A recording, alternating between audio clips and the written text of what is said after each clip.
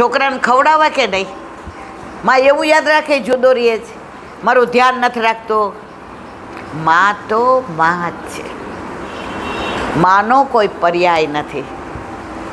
તો અહીંયા યશોદા માએ વિચાર કર્યો કે વાળ વિખરાઈ ગયા છે, અંબોડો છૂટી ગયો છે, હવે વાળવા જાઓ એટલી વાર ઠાકોરજી જાગી જાય ને અવેર થાય તો માના વાળ ખુલ્લા થઈ ગયા. ત્યાં રમા નામની સખી નંદાલયમાં આવી. તમે ખાલી આમ ખુલ્લી આંખે કલ્પના કરો, નંદ બાવાનું ઘર, નંદ ભવન, આ ડેલી, વચ્ચે મજાનું સુંદર ફળિયું, આ બાજુ ખીરક, ગાયો ને બછરા, અહીંયા આમ પગથિયા ચડીને અંદર જવાનું, અંદર મજાનો સુંદર મોટો રૂમ, અને માં આ બાજુના એક ઢાળિયામાં વલવતા હોય, ઠાકોરજી સૈયા મંદિરમાં આમ કરીને પોઢ્યા હોય, રોહિણીજી તૈયારી કરી રહ્યા હોય, અને નંદ બાવા ઠાકોરજીને જાગવાની રાહ જોતા હોય. બહાર ગયા ને બછરા આમ ડોક કરીને ઊભા હોય કે આખી રાતથી ઠાકોરજીના મુખારવિંદના દર્શન નથી કર્યા, પ્રભુ ક્યારે જાગે ને ક્યારે મુખારવિંદના દર્શન કરીએ. યમુનાજી રાહ જોતા હોય કે પ્રભુ ક્યારે જાગે અને ક્યારે યમુનાજીમાં સ્નાન કરવા આવે. ગોપીઓ બધી રૂમઝૂમ કરીને ડેલીએ આવીને ઊભી હોય કે ઠાકોરજી ક્યારે જાગે અને ક્યારે મુખારવિંદના દર્શન કરાવે. કાલે પ્રભુના મુખારવિંદના દર્શન કરીને ગોરસ વેચવા ગઈ હતી તો દરરોજ કરતાં ડબલ ભાવ આવ્યો હતો, અને ઘરે આવી તો મારી ગાયે બછરીને જન્મ આપ્યો હતો. દેખાય છે? આ નજરે તરે છે બધાને? સાચું? વલ્લભ હોય તો દેખાય જ ને. આ બધી લીલાઓ તમને નજરે ક્યારે તરે? જ્યારે આપણા ઘરે, આપણા માથે આપણા ઠાકોરજી બિરાજતા હોય ત્યારે.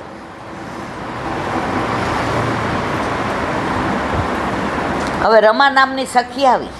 આજથી ને દરેક નિધિના મંદિરમાં નગારા વાગશે. નગારાની શરૂઆત કોણે કરાવી? આ રમા નામની સખીએ આવી અને નગારા વગાડ્યા. કોણે? રમા નામની. અને છુપાઈ ગઈ. આવો મોટો એક ખંભો હતો ને એની પાછળ છુપાઈ ગઈ. મા વલવતા હતા. માએ બૂમ પાડી, અરે કોણ હોરી, કોણ હોરી. આ વ્રજ ભાષા છે. ઓલી છુપાઈ ગઈ. માને એમ કે આ મને કાંઈ ભણકાર થયા. વળી માં વલોવા માંડ્યા. હવે તો માખણો તૈયાર થઈ ગયો છે, હમણાં લાલો જાગે ને એટલે આમ કરીને મુખારવિંદમાં દઈ દો. વળી વલોવા માંડ્યા. વળી આ રમા નામની સખીએ નગારા વગાડ્યા. માં ક્યારે કોણ હોરી, કોણ હોરી? જવાબ નથી.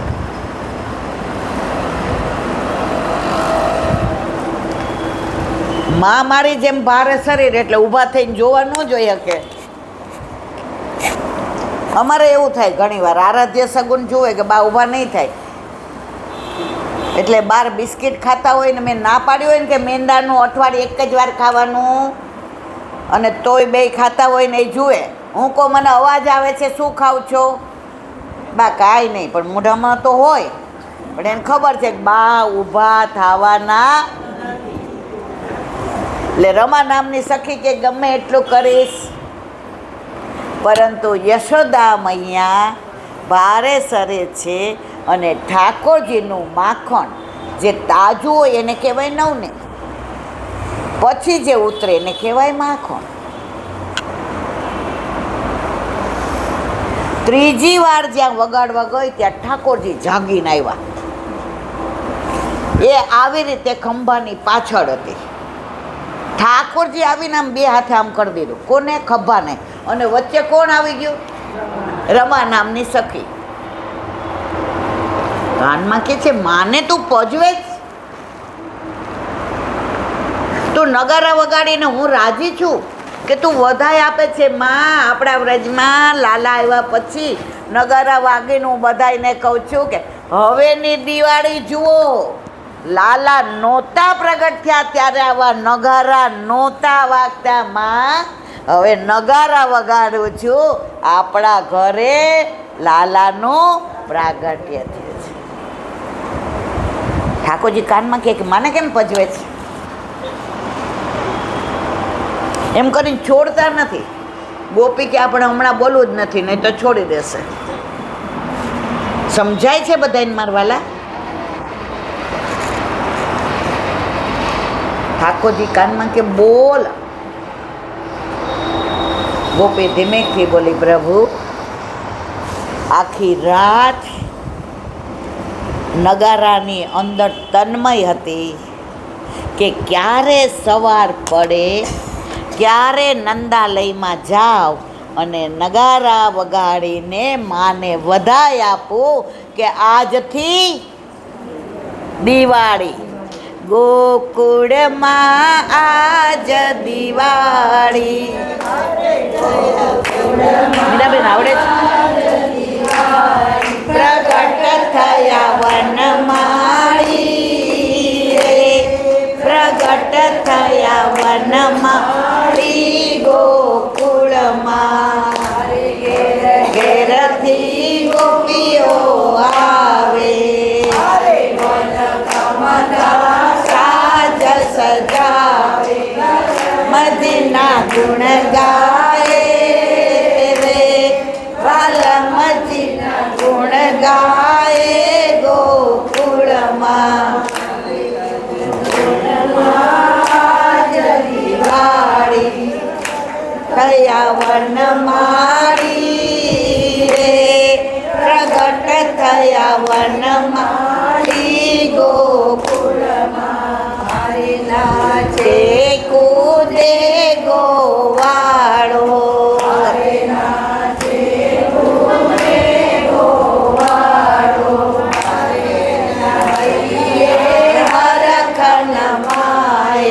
હારે એને હૈ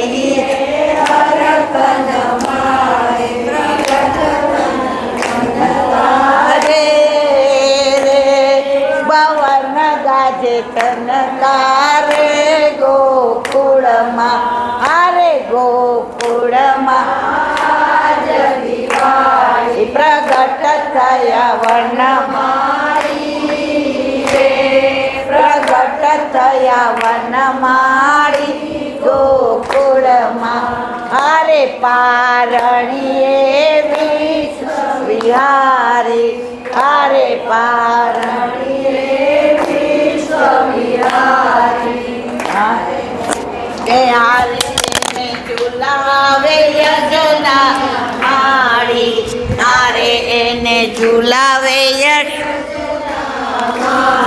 પ્રગટ થઈ ગોવિંદ જાય બલિહારી રે, ગોવિંદ જાય બલિહારી ગોકુળમાં. હારે ગોકુળમાં આજ દિવાળી, પ્રગટ થયા વનમાળી રે, પ્રગટ થયા વનમાળી ગોકુળમાં. તો ગોપીને પ્રભુએ કાનમાં કીધું કેમ માને પજવે છે? ત્યારે ગોપીએ જવાબ આપ્યો, બધાય સાંભળો.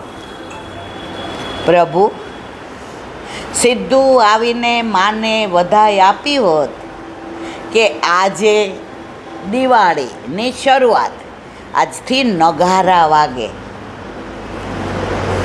તો આજે આપ દોડીને આવત,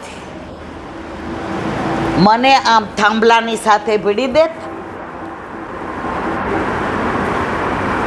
આજે આપે જે મારા પર કૃપા કરી એ કૃપા માટે હું તલસતી હતી. ઠાકોરજી અતિ પ્રસન્ન થયા ને કહ્યું, સાંભળ, તારું નામ રમા છે ને, આજથી ને નગારાની વધાઈ તે વ્રજમાં માને આપવા આવીને એટલે આજની એકાદશીનું નામ સમજાયું મારા વાલા બધાને? રમા એટલે લક્ષ્મી. લક્ષ્મી વ્રજ માટે તલસે છે.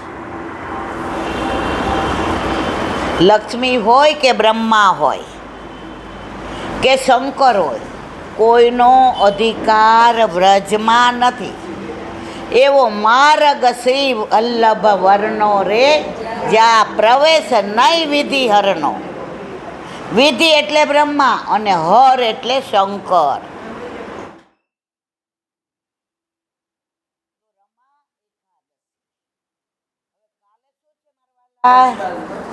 બચ્ચ બારસ.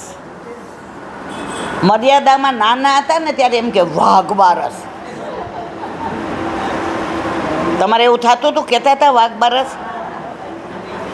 નાના હતા ને એટલે સમજણ ન પડે.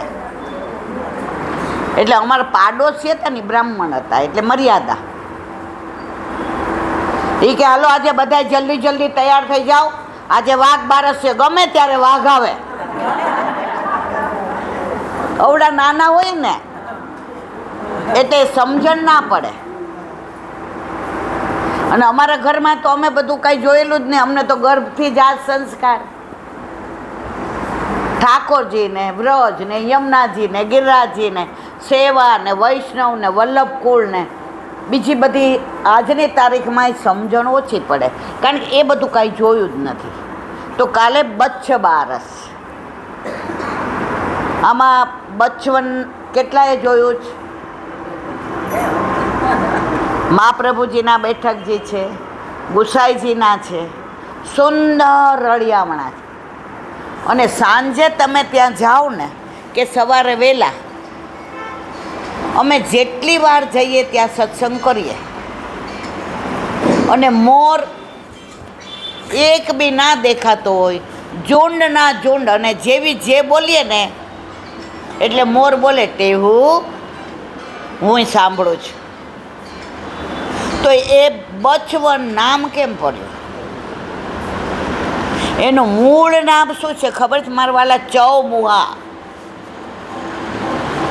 હવે એની ટૂંકમાં વાત કરું, કારણ કે આપણે 5 દિવસનું આજે થોડું થોડું સંકલન કરીશું.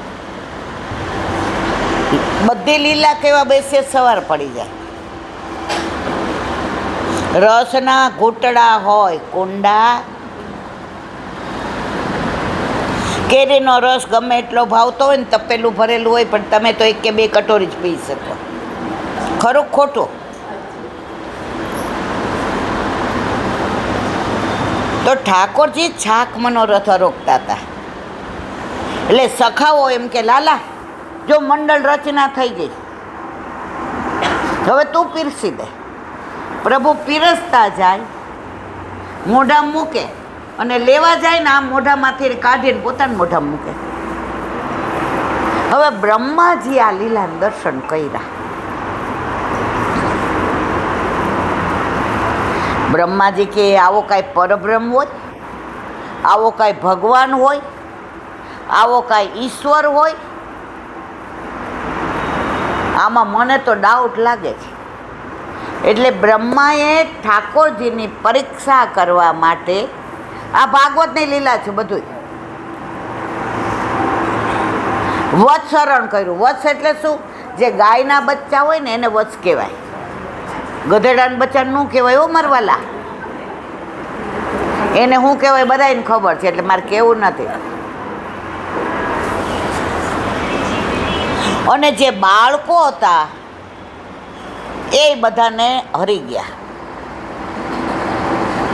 ઠાકોરજી કે તારા જેવા બ્રહ્માને રોજ હું ઉત્પન્ન કરતો હોય તો આ તો મારે શું? અને એવા ને એવા બાળકોને વત્સ એટલે કે બછડાને પ્રભુએ પ્રગટ કર્યા. એવો જ દેખાવ, એવા જ શૃંગાર, એવા જ વસ્ત્ર, એવા જ આભૂષણ, કોઈ ઓળખી ના શકે. અને સાંજે પ્રભુ ઘરે ગયા. બીજે દિવસે નંદબાવન ડેલીએ ગોપીઓનું ભીડ ઓછી થઈ ગઈ, કારણ કે ગોપીઓનો મનોરથ હતો કે અમારા ઘરે યશોદાજીને ત્યાં છે એવો લાલો હોય તો. ઠાકોરજી કે લે તારો મનોરથ પૂરો. તો ઘરે પરબ્રહ્મ ઈશ્વર પરમાત્મા કૃષ્ણ આવી ગયા પછી ગોપીઓ આવે ખરી નંદાલયમાં? નો આવે. તો 1 વર્ષ પછી બ્રહ્માને સમજાયું કે આહા, મેં તો આ ભગવાન હારે ભૂલ કરી, પ્રભુ હારે, પરબ્રહ્મ ઈશ્વર, ભૂલ તો ભૂલ થઈ ગઈ.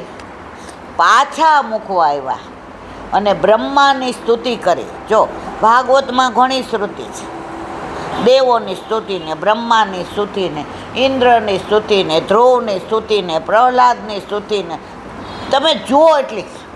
એમાં સૌથી ભીષ્મની સ્તુતિ, સૌથી અલગ સ્તુતિ હોય તો કુંતાજીની છે.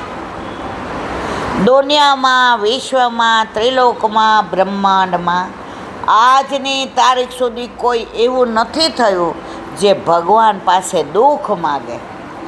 હું તમે આપણે તો બધાય સુખ. એકલા કુંતાજી એવા. કુંતી સ્તુતિ એકવાર અવશ્ય. કુંતાજી કે પ્રભુ, દુઃખમાં અમારા પડછાયાની જેમ સાથે રહેતા હતા, અમને છોડીને ક્યાંય નહોતા જતા, અને હવે સુખ આવ્યું, હવે હસ્તિનાપુરનું રાજ મળ્યું, રાજમાતા કહેવાય છે. મારા કાંઈ નથી જોઈતું પ્રભુ, જે દુઃખ હતું ને એનાથી વધુ દુઃખ આપો કે અમને છોડીને તમે ક્યારે ક્યાંય જાઓ. અરે ભુવા, શું માગો છો? દ્વારકાનાથ, ભુવા તમે મને કેમ લાલાના બદલે દ્વારકાનાથ અત્યાર સુધી નહોતી ઓળખતી, હવે ખબર પડી કે આપ કોણ છો.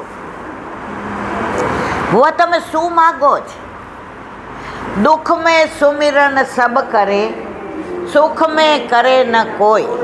દુઃખ મેં સુમિરન સબ કરે, સુખ મેં કરે ન કોઈ. જો સુખ મેં સુમિરન કરે તો દુઃખ કાહે કો હોય.